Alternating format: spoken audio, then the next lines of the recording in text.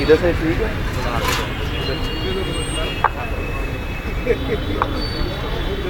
اعوذ باللہ السمیع العلیم من الشیطان الرجیم. بسم اللہ الرحمن الرحیم.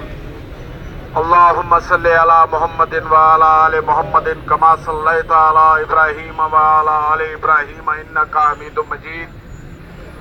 اللہم بارک علی محمد وعلی آل محمد کما بارکت علی ابراہیم وعلی آل ابراہیم انک حمید مجید.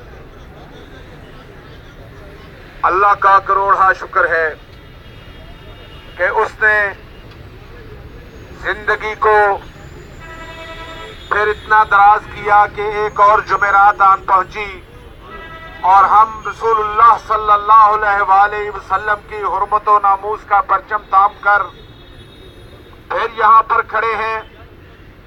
اور میں یہ سمجھتا ہوں کہ یہ ایک تاریخی چوک بن چکا ہے جہاں پر رسول اللہ صلی اللہ علیہ وآلہ وسلم کی محبت میں آج 155واں پروگرام منعقد ہو رہا ہے. اور اس کا مقصد کسی قسم کا کوئی سیاسی مفاد نہیں ہے, کسی قسم کا کوئی دیگر مفاد نہیں ہے.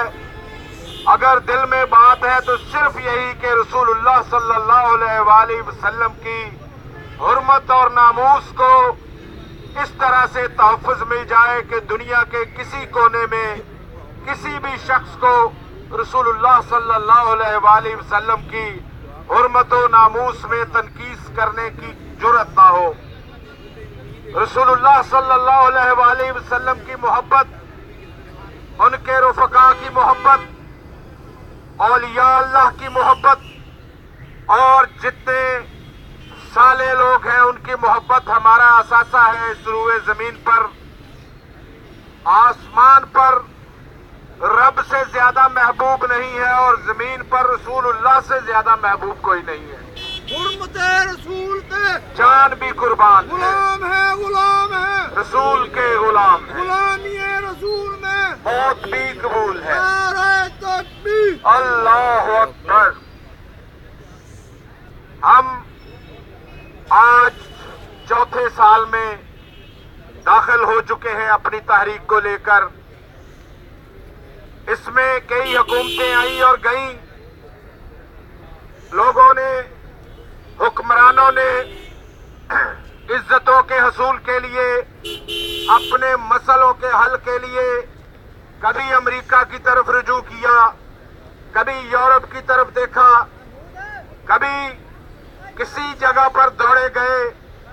اور ہم یہاں پر کھڑے ہو کر ان کو اتنا آسان نسخہ بتلا رہے ہیں کہ اگر تم اس پہ عمل کر لو, اگر اس پہ چل پڑو تو پھر تمہیں ادھر ادھر دوڑنے کی ضرورت نہیں ہے. لیکن تاریخ کا سب سے بڑا سبق یہ ہے کہ اس سے کوئی سبق نہیں سیکھتا. ہم ایک ہی بات کہتے ہیں کہ آؤ رب کی توحید کو اختیار کر لو, رب کے سامنے اپنی گردنوں کو جھکا دو. رب مخلوق کے سامنے تمہاری گردنیں جھکنے نہیں دے گا.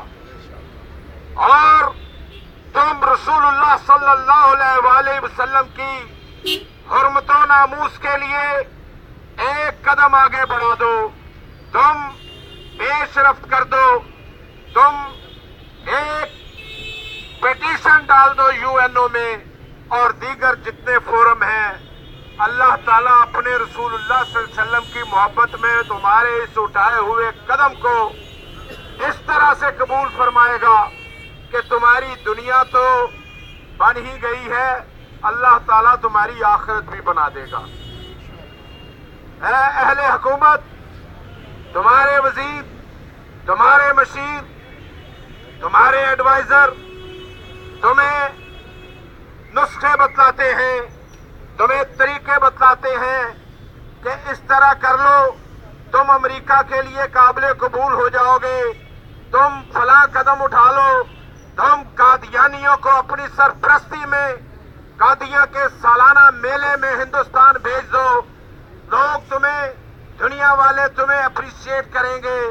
تمہاری حکومت کو, تمہارے اقتدار کو تھوڑا سا طول مل جائے گا، لیکن ہم تمہیں بتلاتے ہیں اور ہماری مشاورت بھی سن لو کہ لوگ تمہیں دنیا کے لیے قابل قبول ہونا بتلاتے ہیں، ہم جو بات کہتے ہیں وہ ہے کہ جس پر چلو تو اللہ تعالیٰ تمہیں آخرت میں جنت کے لیے قابل قبول کر لے۔ اگر تم نے رسول اللہ صلی اللہ علیہ وسلم کی محبتوں میں یہ قدم نہ اٹھایا، ان کی حرمت اور ناموس کے لیے کوئی عملی قدم نہ اٹھایا، تو اس کا نتیجہ یہ نکلے گا کہ تم اس دنیا سے عبرت کا نشان بن کر جاؤ گے۔ یہ چوک، یہ چوراہا اس بات کا شاہد ہے، اور انشاءاللہ تعالی تمہیں کبھی اس بات کا احساس ہوگا کہ عزت تو ساری کی ساری ہمارے رب کے پاس ہے۔ تم جہاں پر عزت کے حصول کے لیے جاتے ہو اور تمہیں ایک اشارہ ہوتا ہے، ہاں ہم دہشت گردی کے خلاف ہیں، ہم ہر قسم کی دہشت گردی کے خلاف ہیں، اچھی بات ہے، دہشت گردی کہیں بھی ہو اس کی تحقیقات ہونی چاہیے۔ تمہیں ایک اشارہ ہوا، تم نے کہا جی کہ ہم نے مولانا مسعود اظہر کو پکڑ لیا ہے، ان کے دفتر بند کر دیے ہیں۔ یہ ہمارا آج کا بحث کا موضوع نہیں ہے، لیکن ہم یہ پوچھنا چاہتے ہیں، پاکستان کے کروڑوں عوام تم سے پوچھنا چاہتے ہیں کہ اللہ نے تم کو زبان دی ہے، اگر تم اس سے یہ حکم جاری کرتے ہو کہ وہ دفاتر بند کر دیے جائیں، تو پھر تمہارے منہ سے یہ آواز کیوں نہیں نکلتی کہ ہمارے سمجھوتا ایکسپریس کے درجنوں شہداء ہیں، ان کے قاتلوں کو ہمارے حوالے کرو۔ تم میں یہ جرت نہیں ہے، تم میں اس بات کی سکت نہیں ہے کہ تم یہ بتلا سکو، تم پوچھ سکو کہ ٹھیک ہے ہمیں بھی امن کی اتنی ہی ضرورت ہے جتنی تمہیں ہے، لیکن ہمارے مقتولوں کا خون وہ اتنا ارزاں نہیں ہے کہ اس کے لیے کوئی کوشش نہ کی جائے، ان مقتولوں کے خون کی کوئی بات نہ کی جائے۔ اور خدا کے بندو، اے اہل حکومت، اگر تمہارے منہ سے یہ بات نہیں نکلتی تو پھر لوگ بجا طور پر اس کے سمجھنے میں حق بجانب ہے کہ تم عالم اسلام کے نہیں بلکہ عالم کفر کے ایجنٹ بن چکے ہو، اور تمہاری ساری ہمدردیاں ان کے ساتھ ہیں۔ ہم حکومت سے اس بات کا مطالبہ کرتے ہیں کہ جہاں پر وہ پٹھان کوٹ کے واقعے کی تحقیقات کروا رہے ہیں، وہاں پر وہ ہندوستان سے ان سمجھوتا ایکسپریس کے شہداء کے قاتلوں کو کہ جن کو خود ہندوستان کی تحقیقاتی ایجنسیوں نے مجرم قرار دیا ہے، کرنل پروہت اور کئی میجر اس میں شامل ہیں، اور ان کو بلاؤ، پاکستان کے اندر لے کے آؤ اپنے ان شہریوں کو کہ جن کا خون کسی بھی دنیا کے خطے میں بسنے والے شہری کے خون سے سستا نہیں ہے، بلکہ جو کلمہ پڑھتے ہیں ان کا خون تو ویسے ہی بہت قیمتی ہو جاتا ہے۔ بلاؤ ان کو اور پاکستان کی عدالتوں میں ان پر بھی مقدمہ چلاؤ۔ تم بھاگے جا رہے ہو تحقیقات میں تعاون کے لیے، لیکن تمہاری زبانوں سے کملیش تیواری، ایک ہندوستان کا مہاسبھائی لیڈر جس نے رسول اللہ صلی اللہ علیہ وسلم کی شان میں ہرزہ سرائی کی، تمہارے لیے اس کے خلاف ایک لفظ نہیں نکلا۔ ہم یہ بھی مطالبہ کرتے ہیں کہ حکومت پاکستان کملیش تیواری کو طلب کرے اور ہندوستان کو کہے کہ اس کو گرفتار کر کے پاکستان کے حوالے کیا جائے تاکہ اس کو اس کے اس جرم کی سزا دی جائے۔ میں آپ سے یہ گزارش کرتا ہوں کہ اس مطالبے کے لیے اپنے ہاتھ اٹھا کر تائید کریں کہ ہمیں کسی بھی ایسے ملک کے ساتھ تعلقات قبول نہیں ہے جہاں پر رسول اللہ صلی اللہ علیہ وسلم کی شان میں کلمیش تلواری کو پھانسی دو، کلمیش تلواری کو پھانسی دو، کلمیش تلواری کو پھانسی دو، کلمیش تلواری کو پھانسی دو۔